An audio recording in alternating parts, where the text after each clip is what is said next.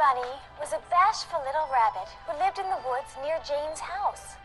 Every day after school, Jane would watch Betty Bunny as she hopped along, nibbling on plants, happy as she could be. She loved her home in the woods.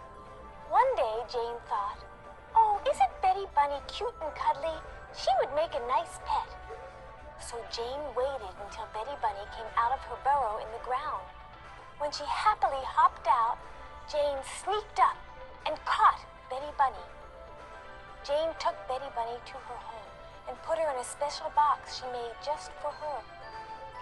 Jane thought Betty Bunny would be happy, but she was not happy. She wouldn't hop and she wouldn't play. She didn't even want to eat. She missed her mom and dad and her forest friends. She wanted to go home, but Jane didn't understand that. The next day, Jane went to play in the woods near her house. Mrs. Owl said, "Who is this girl? How curious! I think she would make a wonderful pet for my family. I will capture her and take her to my home." And so she did. Mrs. Owl thought Jane would like her new home, but Jane didn't. She didn't like her new bed made of twigs and leaves, and she certainly didn't like the food Mrs. Owl offered to her. After all, little mice might be nice for owls to eat, but not for little girls.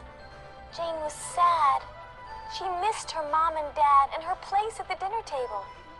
She wanted to go to her own home, so Jane used her words.